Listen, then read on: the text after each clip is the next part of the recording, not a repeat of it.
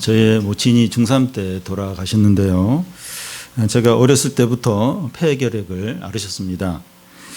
지금은 결핵을 쉽게 치료할 수 있었지만 그때는 잘 낫지 않는 질병이었습니다. 모친은 10여 년을 폐결핵으로 고생하셨는데 항상 이제 콜록거리셨고 또 힘이 없으셨고 조금만 움직여도 숨을 헐떡였습니다. 돌아가시기 전까지 몇 번이나 죽을 고비를 넘기기도 했습니다. 모친은 다른 엄마들처럼 자녀들에게 잘 해주지 못하는 것에 대해서 항상 미안해 하셨습니다. 그런데 엄마라는 존재가 이 가족에게는 무엇을 잘 해주고 또 잘 못해주고를 떠나서 얼마나 소중한 존재인지 모릅니다. 10년이 넘도록 병마와 싸우는 것이 실제로는 큰 일을 하는 겁니다. 10년 이상 이 투병을 하는 분들 가운데 그 질병의 고통을 참아내기도 지치고 또 가족들에게 미안하고 치료비에 대한 부담 때문에 내가 빨리 죽어야 되는데 이런 말들을 입버릇처럼 이제 합니다. 그런데 이런 분들은 사실 엄청난 일을 하고 있는 겁니다. 외적으로는 자신의 질병과 치열하게 싸우고 내적으로는 마음이 무너지려고 할 때마다 또 그 마음과 또 싸웁니다. 하는 일이 특별히 없어도 살아있는 것 자체가 가족들에게 큰 위로와 힘이 됩니다. 이 신앙생활이라는 것은 어떤 면에서 병마와 싸우는 한자와 비슷한 부분이 있습니다. 열심히 기도하고 최선을 다해서 믿음으로 살려고 하는데 상황은 달라지지 않고 결과도 안 좋을 수 있습니다. 어떤 문제를 가지고 수년 동안 기도를 했는데 응답이 되지 않는 경우도 있습니다. 그럴 때 사단은 우리에게 이제 속삭이는데 신앙생활을 열심히 할 필요가 없어. 대강해. 하나님을 더 이상 의지하지 말고 너 자신을 의지해. 너는 지금까지 속았고 앞으로 더 비참해질 거야. 이러면서 의심과 불신에 빠지게 합니다.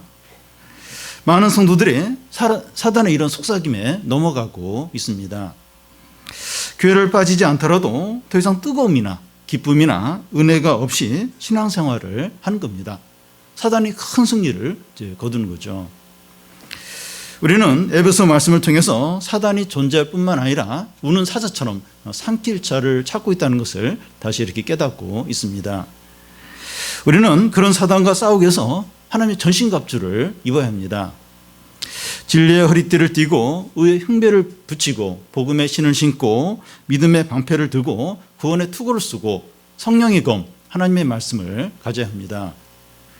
오늘 말씀은 이 장기간 이 병마와 싸우는 그 것과 같은 영적인 싸움에서 소망을 잃지 않기 위해서 구원의 투구를 써야 하고 사단과의 싸움에서 완전한 승리를 하기 위해서 이 성령의 검 하나님의 말씀을 가져야 한다 하는 것을 살펴보겠습니다. 먼저 이제 구원의 투구를 쓰라는 겁니다. 사람의 몸 중에서 가장 중요한 부분이 머리입니다. 머리를 세게 부딪혔을 때 정신을 잃거나 구토를 하거나 귀에서 이제 피가 나오면 위험한 겁니다. 이 머리를 심하게 부딪혔을 때 뇌출혈이 이제 올 수 있는데 몸에 장애가 오거나 사망에 이를 수도 있습니다. 그래서 오토바이나 자전거를 탈 때 항상 헬멧을 써야 합니다. 헬멧을 쓰면 사고가 나더라도 머리가 이제 보호가 되고 생명을 지킬 수 있기 때문입니다. 군인들은 전투에 참가할 때 꼭 철모를 써야 합니다. 철모는 적의 총알과 폭탄의 파편으로부터 머리를 보호해 주기 때문입니다. 로마 군인들도 전쟁에 나갈 때 항상 투구를 썼습니다. 그 당시 투구는 이 가죽에 이제 쇠를 붙여서 만들고 눈만 이렇게 나오게 쇠로 마스크를 하기도 했습니다. 그런데 싸우다가 투구가 벗겨져서 화살에 머리를 맞거나 칼에 맞으면 이제 치명적이죠. 그러면 사단과의 싸움에서 머리를 잘 보호해야 한다고 하는데 이 머리가 뭘 의미합니까? 머리는 지혜와 지식과 정신을 가리킵니다.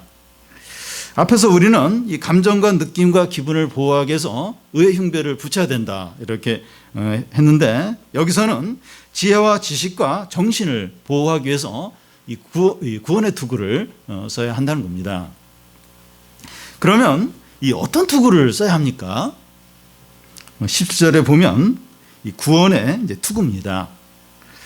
이 구원의 투구가 무엇을 말하는지 어려울 수 있는데 데살로니가 전서 5장 8절에 보면 우리는 낮에 속하였으니 정신을 차리고 믿음과 사랑에 호신경을 붙이고 구원의 소망의 투구를 쓰자. 성도는 이제 구원의 소망의 투구를 써야 합니다. 성도가 사단과의 싸우면서 이제 투구를 쓰고서 지켜야 될 게 소망입니다.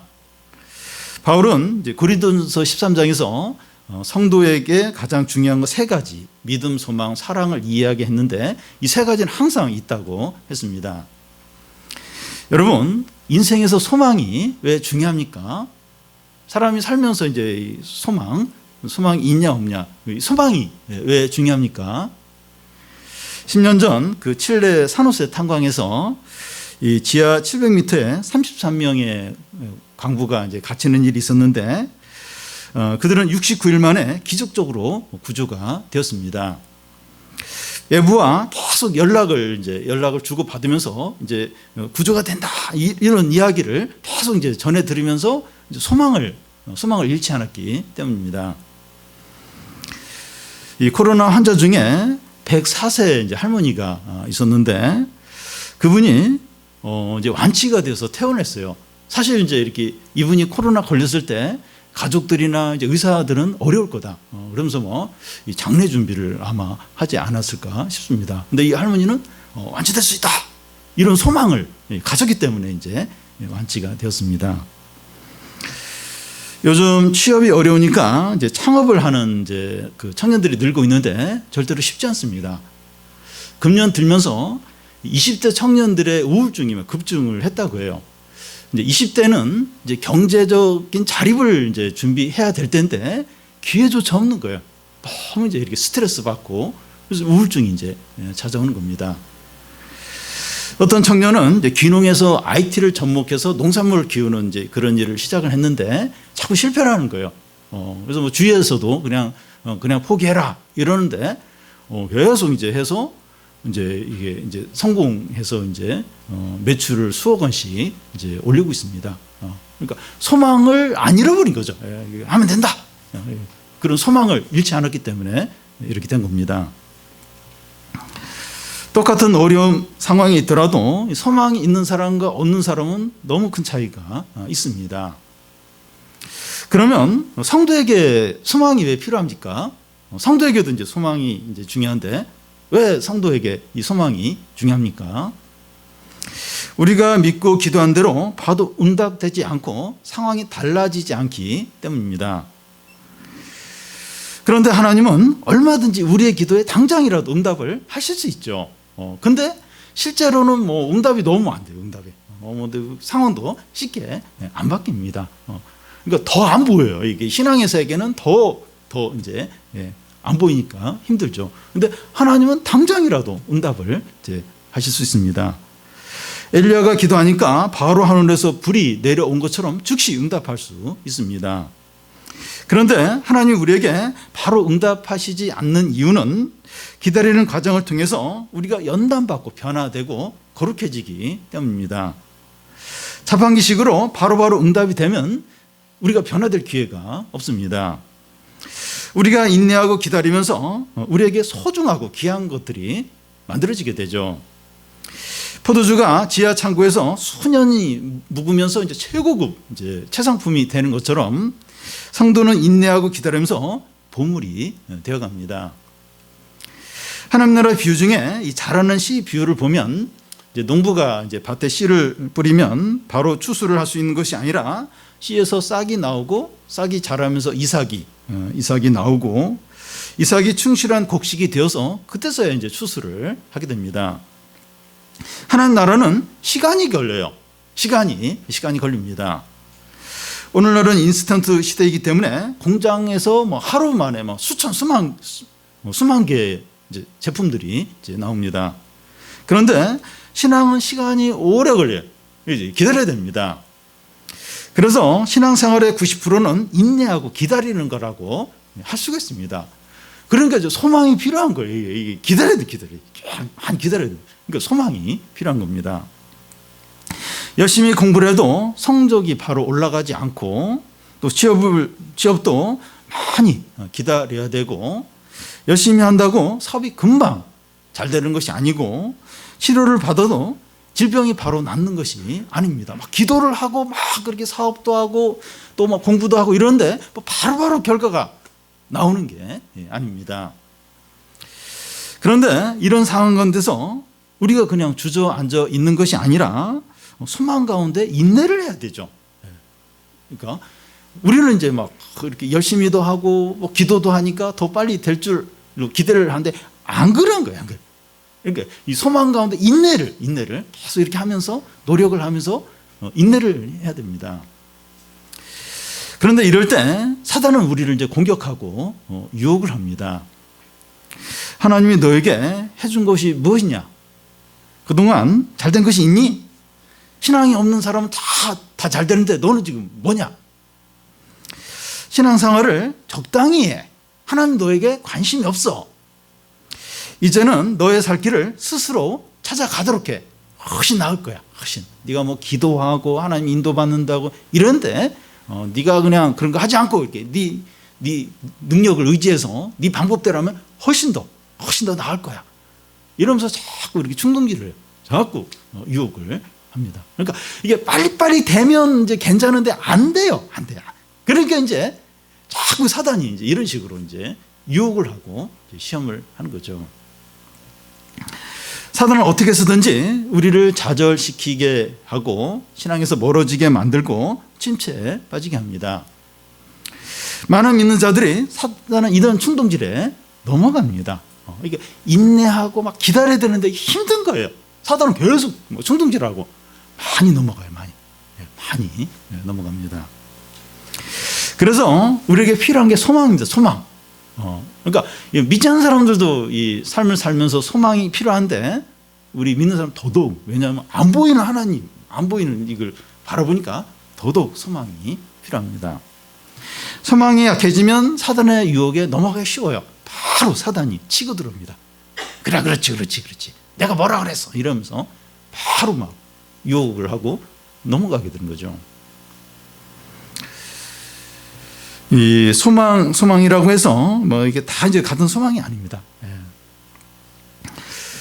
그래서 이제 소망이 약해지지 않는 것이 필요한데 소망을 가질 때 확신이 필요해요. 확신이 이제 필요합니다. 확신이 없으면 소망은 물 위에 떠 있는 낙엽처럼 이리저리 감정이나 또 상황에 따라서 이리저리 흔들리게 됩니다. 그래서 믿는 자들이 소망을 갖는데 확신이 너무나 중요해요. 이게 확신이 있어야 그 소망이 계속 이제 유지가 되기 때문이죠. 그러면 이 성도들이 어떤 확신을 가져야 됩니까? 이 구원의 투구를 써야 한다고 하는데 이 구원의 확신입니다. 어떤 어려움과 위기 가운데서도 하나님이 지켜주시고 구원하신다는 확신입니다. 하나님 어떤 상황에서도 구원해 주신다. 이 확신. 이 확신이 필요합니다. 로마서 8장 38절 39절에 보면 내가 확신하노니 사망이나 생명이나 천사들이나 권세자들이나 현재일이나 장래일이나 능력이나 높음이나 깊음이나 다른 어떤 피조물이라도 우리를 우리 주 그리스도 안에 있는 하나님의 사랑에서 끊을 수 없느니라. 어떤 어려움도 우리를 그리스도 안에 있는 하나님의 사랑에서 끊을 수 없다는 확신입니다. 어떤 어려움도 모두 어떤 것도 이 그리스도 안에 있는 하나님의 사랑에서 끊을 수 없다. 이 확신이 얼마나 우리에게 필요한지 모릅니다. 이 확신이 있어야 대학 입시나 취업이나 경제적인 어려움이나 주택 문제나 질병에서 인내할 수 있습니다. 이런 확신이 있어야 여러 이런 삶의 어려움 가운데서도 인내할 수 있죠. 하나님께서 우리를 어떤 위기나 어려움 가운데서도 구원하여 주신다는 확신일 때 소망을 잃지 않게 됩니다. 그런데 이 확신이 흔들려. 안 될 것 같은데, 나 망할 것 같은데, 나 여기서 끝장날 것 같은데, 이러면 이제 그 하나님께 소망을 안 두죠. 그냥 눈에 보이는 걸 이제 달려가게 되죠. 근데 이 확신이 있어요. 이 확신. 예. 어떤 것도 이 하나님의 사랑에서 끊을 수 없다. 하나님이 나를 구원해 주신다. 이 확신이 있을 때 계속 이 소망을, 하나님께 대한 소망을 잃지 않게 되죠.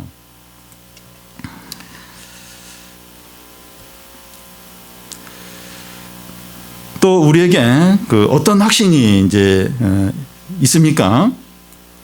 이 말씀에 대한 이제 확신입니다. 하나님의 말씀은 반드시 성취된다. 이런 이제 확신입니다.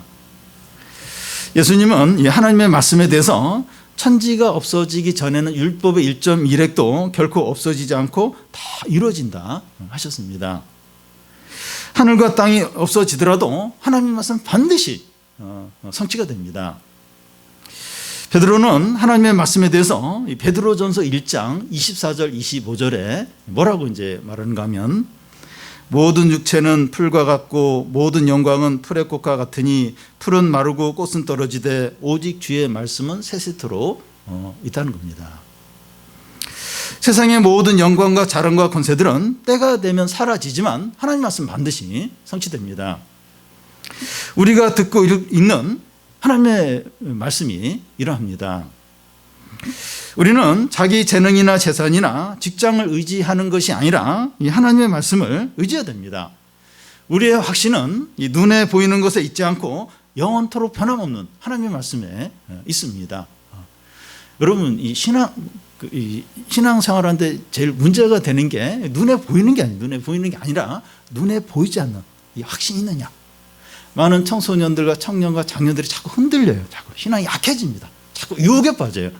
그 원인이 뭔가 하면 어려움 때문이 아니에요. 눈앞, 그게 진정한 원인이 아니라 확신입니다. 이 확신이 없는 거예요.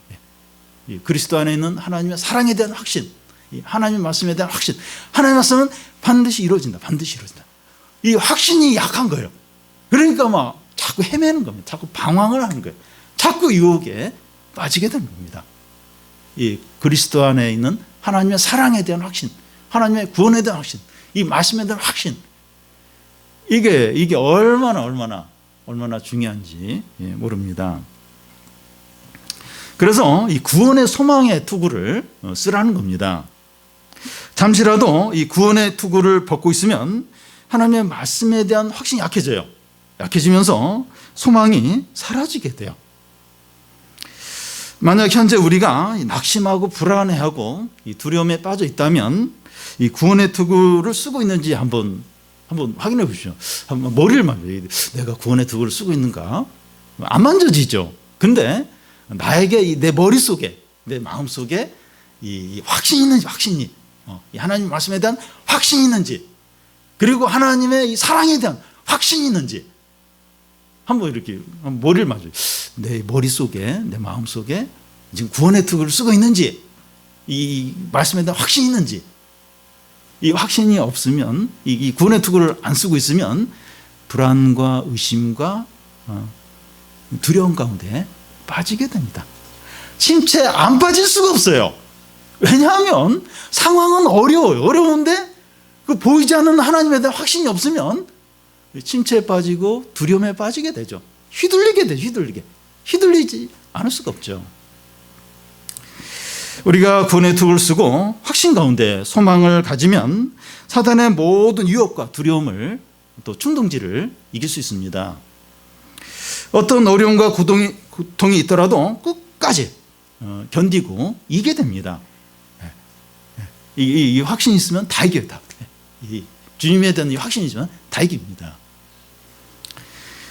여러분, 우리가 그 외적으로 잘 갖추는 것보다 더 중요한 것은 구원의 소망의 투구를 항상 쓰는 겁니다. 그러니까 어떤 사람은 막 상황이 너무 어려운데 전혀 흔들리지 않아요. 확신 가운데 믿음으로 사는데, 어떤 사람은 대부분 다 갖추고 있어요. 근데 조금 뭔가 조짐이 안 좋고 누구한테 무슨 얘기를 들으면 막 불안에 떠는 거예요. 막 침체에 빠지는 거예요. 그러니까 중요한 게 이 외적으로 잘 갖추는 게 아니에요. 이게 구원의 소망의 투구를 항상 쓰는 거예요. 항상 쓰는 게 이게 결정적으로 중요합니다. 소망이 약해져서 두려움과 염려와 이 낙심 가운데 빠져 있으면 아무것도 할 수 없기 때문이죠. 모든 것들이 다 준비되어 있어도 소망이 약해지면 아무것도 할 수가 없습니다. 아무것도 없습니다. 이 전쟁에서 보면 이렇게 막 훨씬 군사수도 많고 또 막 그 무기도 이제 좋은데 그럼 자꾸 이렇게 자신이 없는 거예요. 근데 훨씬 군사수도 적고 또 무기도 안 좋은 그쪽 군대는 그냥 막 승리에 대한 막 확신이 가득한 거예요. 전쟁의 결과는 뻔해요. 뻔합니다. 그러니까 모든 것을 다 갖추고 있어도 이 확신이 약하고 또 소망이 없으면 아무것도 할 수가 없어요. 아무 일도 기대를 할 수가 없습니다. 우리의 소망의 확신은 자기 실력이나 인맥이나 학벌이나 재산이나 신앙 경력과 같은 눈에 보이는 것에 있지 않고 어떤 상황에서라도 건지는 하나님의 구원과 영원히 변치 않는 하나님의 말씀과 같은 보이지 않는 것에 있습니다. 우리 소망의 확신은 눈에 보이는 게 아니에요. 거기에 있는 게 아니에요. 보이지 않는 하나님의 말씀, 하나님의 사랑, 하나님의 어떤 구원에 여기에 우리의 소망의 확신이 있습니다. 그래서 자꾸 확인을 해봐야 되는데 내가 이 구원의 소망의 투구를 쓰고 있나? 내가 지금 이 주님에 대한 확신이 있나? 그러면 모든 걸 다 감당해. 있으면. 근데 다른 거 다 갖추고 어려움 없어요. 어려움 없는데 이 확신이 없으면 이 구원의 소망의 투구를 안 쓰고 있으면 작은 것에 작은 어떤 안 좋은 조짐에 누가 하는 말에 또 작은 어떤 예기치 않는 어떤 그런 무슨 그 변수에 불안해하는 거예요. 두려워하는 거예요. 낙심이 되고 아무 일도 못하게 됩니다. 그래서 내가 구원의 소망의 투구를 잘 쓰고 있나? 이 주님에 대한 확신이 있나? 이걸 자꾸 확인을 해야 돼요. 자꾸 확인해야 됩니다. 다음은 이 성령의 검 하나님의 말씀을 가지라는 겁니다. 이 성령의 검 그 하나님의 말씀은 하나님의 전신갑주 중에서 유일한 공격용 무기입니다. 칼은 이제 방어용이면서 동시에 공격용입니다. 전쟁할 때 군인에게 칼이나 총은 결정적으로 중요합니다. 전쟁에서 적군의 포로를 잡으면 제일 먼저 총을 빼앗습니다. 군인이 총을 빼앗기면 더 이상 저항할 수 없기 때문이죠. 노마 말기에 노마 시민들이 야만족의 이제 지배를 받게 되는데 야만족들은 노마 시민들의 어떤 자유를 다 보장해요. 할 수 있는 거 다 뭐 종교도 보장하고 다른 거 다 보장하는데 칼을 소지하지 못하도록 칼을 전혀 가지고 다니지 못하도록 그것만은 철저하게 통제를 했습니다. 하나님의 전신갑주 6가지 중에서 5가지는 방어용입니다. 우리가 사단의 공격을 잘 방어하는 게 중요합니다. 그런데 어떤 면에서는 이 방어는 무승부라고 할 수가 있어요. 예를 들어 이제 축구 경기를 하는데 철저하게 방어만 하는 거예요. 공격은 안 하고 방어만. 그러면 이제 무승부로 이제 끝나게 되죠. 우리는 사단과의 싸움에서 방어만 잘 하는 것은 안 되고 이기고 승리합니다. 그러기 위해서 필요한 게 공격용 무기, 이 성령의 검, 이 하나님 말씀을 가져야 합니다. 성령의 검이라고 하는 것은 이제 하나님으로부터 주어졌다는 의미죠. 성령의 검. 하나님으로부터 이제 주어진 것을 의미하죠. 영화 스타워즈에 보면 그 광선검이 나오는데 이 광선검이 최고의 검이 아닌가 싶어요. 레이저가 나오는 광선검. 최고의 검이죠. 그런데 하나님께서 사단과의 전쟁을 위해서 우리에게 주시는 검은 광선검보다 더 좋아요. 더 좋은 성령의 검입니다. 그런데 이 성령의 검은 신비로운 어떤 검을 말하는 것이 아니라 하나님의 말씀을 말합니다. 17절 중간에 성령의 검 곧 하나님의 말씀을 가지라. 여러분, 이 성경에 보면 그 하나님의 말씀을 검으로 표현하는 것을 여러 곳에서 볼 수 있습니다. 요한계시록 1장 그 16절에 보면 그의 입에서 좌우에 날성검이 나오고, 또 히브리서 4장 12절에 보면 하나님의 말씀은 살았고 활력이 있어 좌우의 날선 어느 검보다 예리하여 혼과 영과 및 관절과 골수를 쪼개기까지 한다 되어 있습니다. 하나님의 말씀은 좌우에 낯선 어느 것보다도 예리하기 때문에 사람의 생각과 뜻을 드러내고 죄를 도려내고 수술하고 회복시킵니다. 하나님의 말씀 앞에서 모든 것이 드러나요. 치료가 됩니다. 다 발가벗은 것처럼 다 드러나요. 또한 또 치료를 합니다. 우리는 설교를 듣다 보면 누가 내 얘기를 목사님께 이야기한 거 아닌가 하면서 꼭 자기의 어떤 그 깊은 부분을 듣는 것처럼 들 때가 있어요. 그래서 막 남편 같은 경우 부인을 의심해요. 여보, 내 얘기 뭐 목사님한테 한 거 아니야? 막 그 집에 와서 자기 얘기를 하는 것처럼 이렇게 들릴 때가 있습니다. 어떤 때는 자신이 벌거벗은 것처럼 이렇게 부끄럽고 얼굴에 확 달아오를 그런 걸 이제 느낄 때도 있습니다. 그렇지만 이런 과정을 통해서 치료되고 회복이 되고 새롭게 되는 거죠. 여러분, 이 사람이 겉은 멀쩡해 보여도 그 안에 상처와 분노와 열등감과 또 정신적인 어떤 이런 것을 많이 가지고 있어요. 그러니까 사단이 그걸 얼마나 이용하는지 몰라요. 특히 우울증 기질 가진 사람들은 사단이 너무나 잘 이용을 합니다. 그런데 이 말씀을 통해서 이게 치료가 돼요. 상처와 분노와 열등감이 또 정신적인 이런 게 이제 치료가 돼요.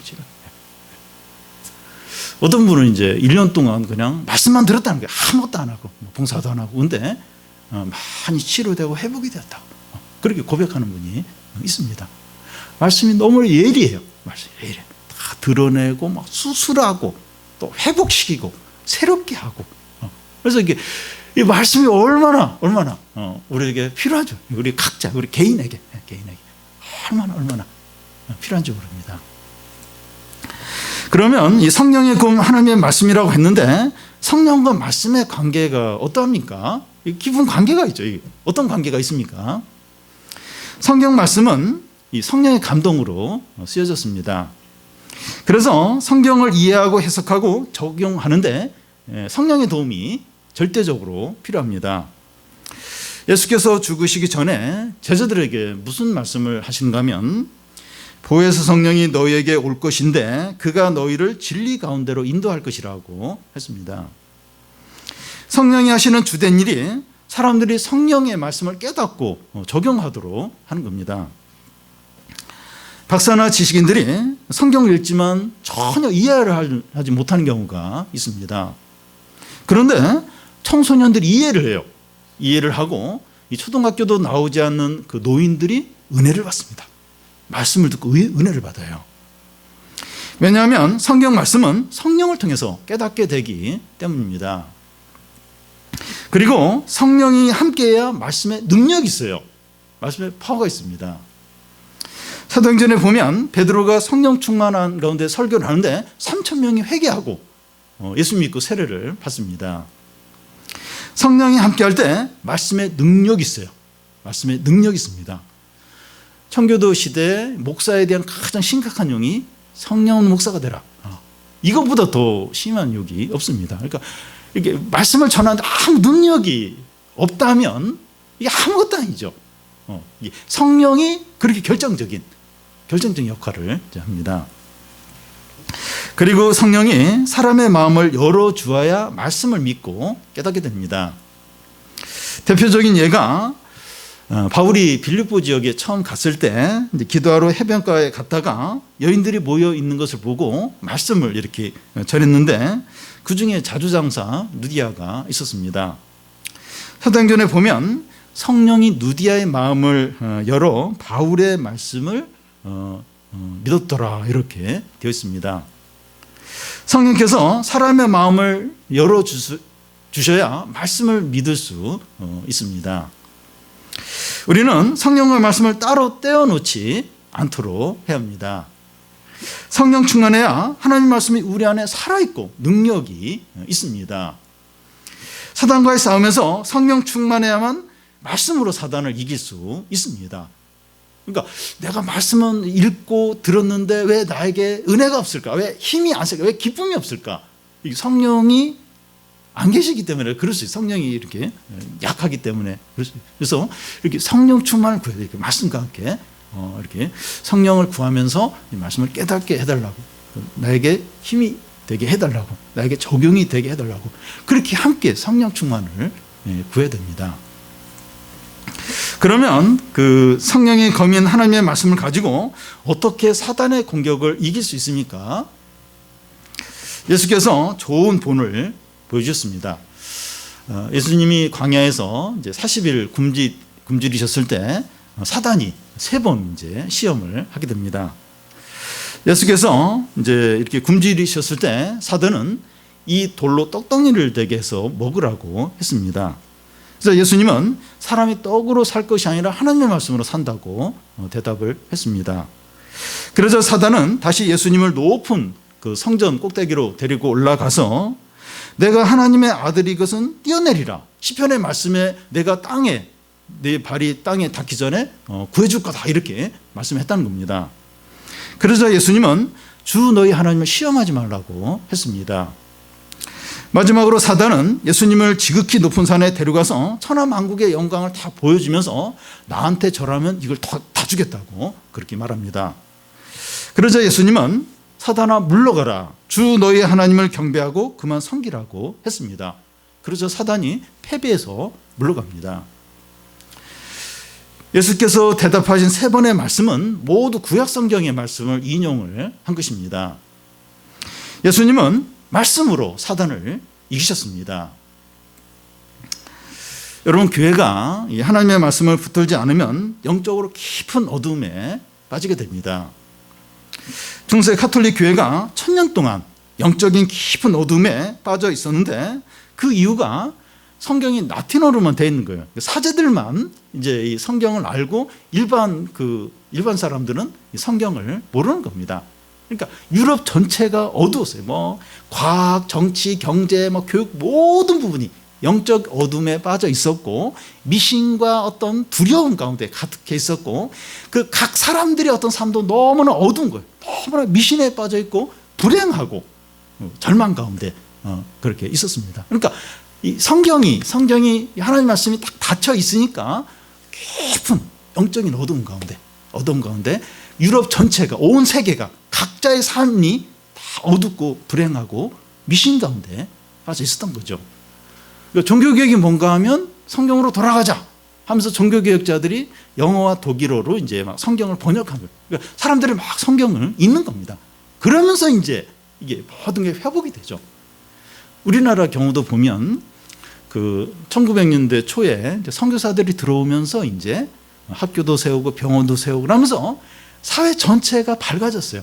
개인의 삶들도 그러니까 얼마나 그 선교사가 들어오기 전에 얼마나 이 미신과 이런 게 성적인 어떤 죄가 심각했는지 모릅니다. 그러니까 인천에 이제 선교사들이 들어왔는데 그때 아마 장티푸스가 이렇게 유행을 했는가 봐요. 그 애를 이렇게 죽은 애를 이렇게 막 담에 올려놓은 거예요. 그렇게 해야 이제 이렇게 무슨 귀신이 이제 해서 이제 이런 전염병이 물러간다 그렇게 이제 그랬습니다. 그래 한국이 그랬어요. 근데 선교사들 들어와서 복음 전하고 학교 세우고 병원 짓고 이러면서 이제 사회가 밝아졌죠. 개인의 삶도 밝아지고. 그러니까 이 하나님 말씀을 딱 닫아놓으면 사단이 많고 역사는 많고 사회 전체를 나라 전체를 개인의 삶을 미신과 두려움과 절망과 고통과 완전히 불행하게 만들죠. 근데 하나님 말씀이 딱 선포가 되고 빛이 하면서 사회도 밝아지고 개인의 삶도 다 회복이 돼야 되죠. 성도들이 사단의 공격에 패배하는 이유는 교회 생활을 열심히 하지 않아서가 아니라 하나님 말씀 모르기 때문입니다. 그러니까 얼마든지 교회 생활 열심히 하는데 말씀 모를 수 있어요. 말씀에 무지할 수 있습니다. 그러면 이제 사단의 공격과 유혹에 빠지게 되는 겁니다. 그래서 우리가 사단과의 전쟁에서 이기려면 말씀의 전문가가 되어야 됩니다. 성경의 여러 곳에서 이제 이런 말씀을 하는데 하나님은 여호수아에게 말씀의 전문가가 되라고 하셨습니다.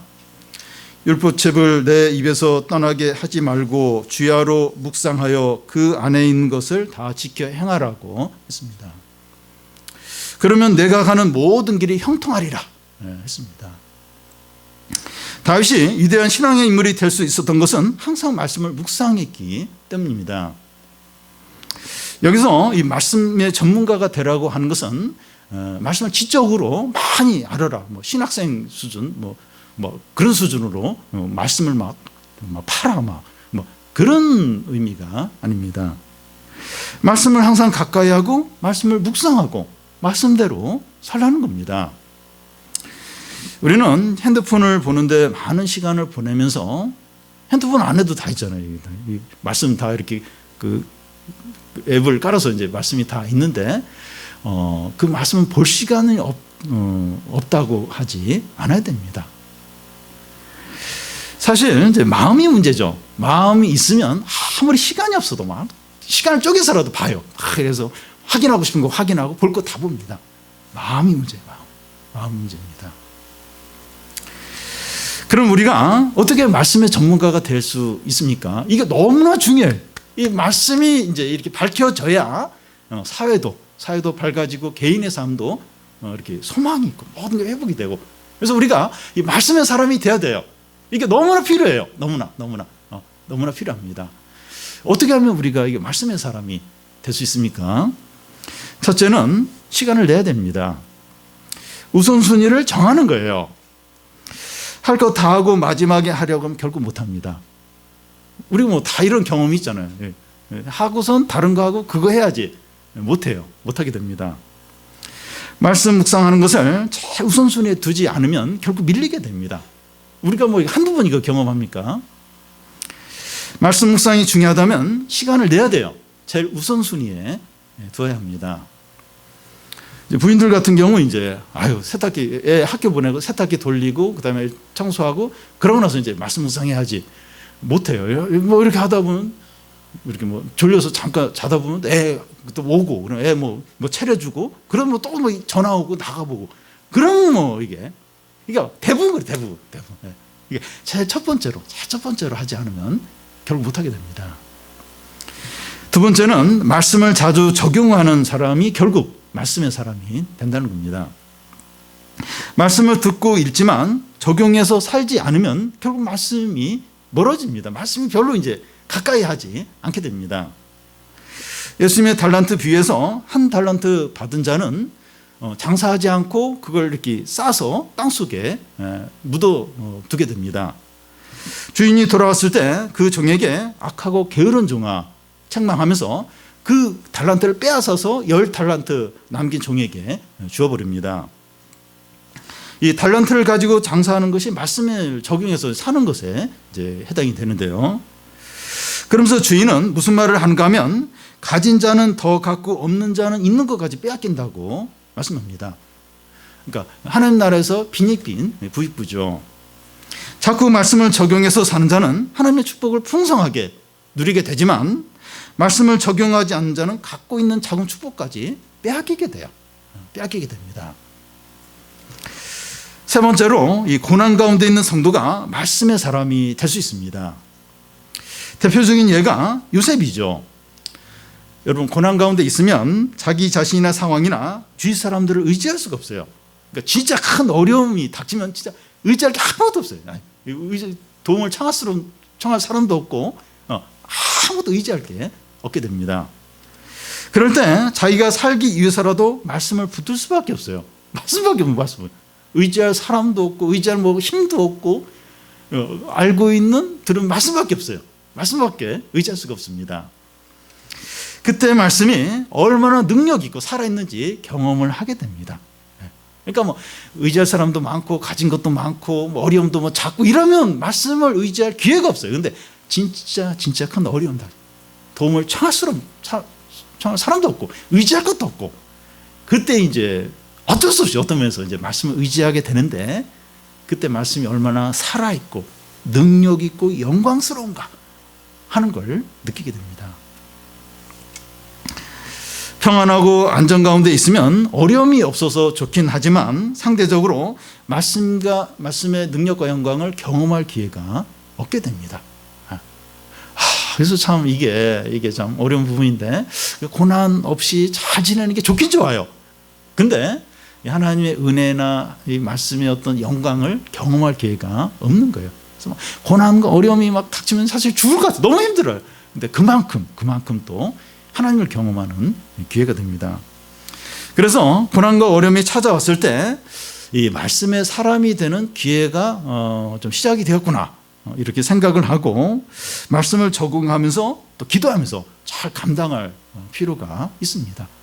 이왕 뭐 어떻게 피할 수가 없어요. 지금 이 어려운 고난 피할 수가 없어요. 그렇다면 내가 좀 말씀의 사람이 되는 기회가 지금 시작이 되는구나, 이렇게 생각을 하는 거예요. 물론 뭐 노력을 해야 되죠. 그 어려움에서 벗어나도록. 근데 어쨌든 이게 말씀의 사람이 되는 어떤 기회가 될 수 있겠구나, 그렇게 생각하고 말씀을 적용하면서 잘 감당을 하는 겁니다. 여러분, 이 말씀의 사람이 되는 게 복입니다. 복. 반대로 이 사단의 충동질과 유혹에 따라서 하는 게 이게 불행. 이게 비참한 겁니다. 여러분, 군대 귀신, 이 귀신, 이 사단에 충만하게 지배를 받았을 때 얼마나 그 삶이 비참하죠. 돌로 자기 몸을 찍고 막 옷도 안 입고 다니고. 예, 말씀의 사람이 복입니다. 복.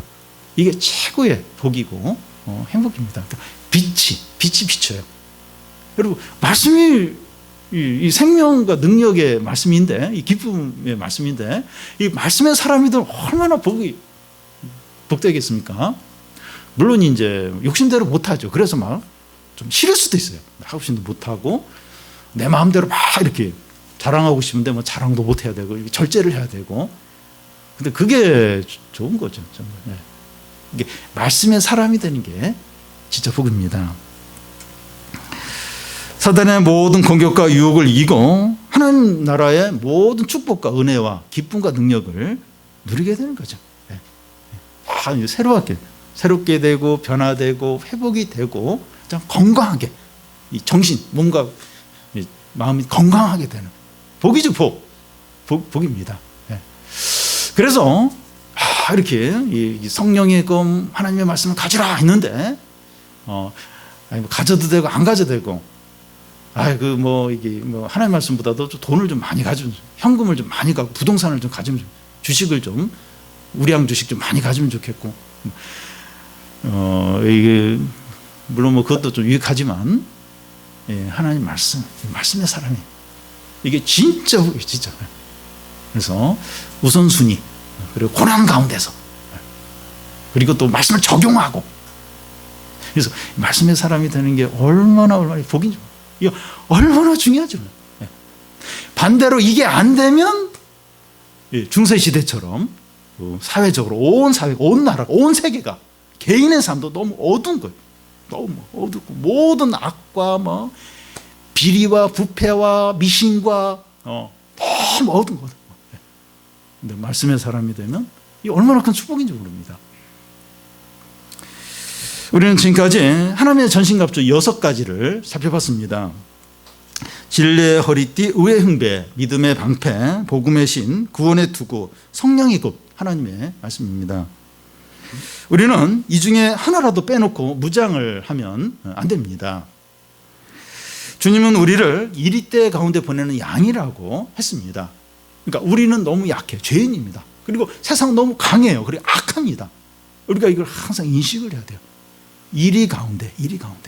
사람들은 다 발톱을 갖고 우리를 삼키려고 하고 막 속이려고 하고, 주위 다 그래요. 뺏으려. 우리를 밟고 올라가려고 합니다. 근데 우리는 발톱도 없지, 이렇게 같이 막 욕을 이제 할 수 있는 것도 아니지. 우리는 약하고 세상은 너무 강하고, 우리는 어떻게 보면 순수하고 세상은 너무 교활하고, 이걸 우리 항상 기억을 해야 합니다. 우리가 절망과 두려움과 욕심에 빠져 있다면 틀림없이 6가지 전신갑주 중에서 하나 혹은 몇 개를 빼버린 거예요. 무장을 하지 않은 겁니다. 여러분, 우리가 이 하나님의 전신갑주를 입을 때 사단과의 싸움에서 아무런 부족이 없습니다. 우리는 너무 약하지만 아무런 부족이 없어요. 아무런 부족하죠. 이 하나님 전신갑주를 입으면 아무런 부족이 없습니다. 하나님이 우리에게 기대하신 것은 사단의 공격과 유혹에 대해서 방어를 할 뿐만 아니라 이기고 승리를 하는 겁니다. 여러분, 그 경기나 여기서 무승부는 별 의미가 없어요. 이겨야 됩니다. 사단과의 싸움에서 이겨야 돼요. 그러기 위해서 구원의 투구를 써서 어떤 어려운 가운데서도 소망을 갖는, 소망. 우리에게 소망이 얼마나 필요한지, 소망을 소망을 이제 갖고 성령의 검 하나님의 말씀으로 사단을 무찔러 이기는 겁니다. 우리가 어떤 상황에서라도 하나님의 구원과 말씀에 대해서 확신을 갖고 또 소망을 갖고 담대한 겁니다. 확신과 소망과 담대함. 이게 우리가 얼마나 필요한지 몰라요. 얼마나 필요한지 모릅니다. 하나님의 전신갑주, 여러분 하나님의 전신갑주 우리에게 다 주셨어요. 우리에게 다 줬습니다. 믿는 우리에게 다 줬습니다. 이게 얼마나 완벽하고 충분한지 몰라요. 절대로 부족하지 않습니다. 이것은 장식용이 아니고 집에 걸어두면 안 돼요. 참 보기 좋네. 이거 믿음의 방패, 그 구원의 두구, 또 복음의 신. 이거 참 좋네. 장식용이 아니에요. 집에 걸어놓고 그냥 나오면 안 됩니다. 하나님 입으라고. 주셨는데 그걸 사용하고 있느냐 입지 않느냐 하는 것은 우리의 책임이에요. 우리의 책임입니다. 우리 모든 성도들이 하나님의 전신갑주를 입고 이 골리앗 같은 이 사단의 공격과 유혹을 이겨서 그리스도 안에 있는 모든 기쁨과 능력과 영광과 또 축복을 다 누리는 성도들이 되시기를 바랍니다.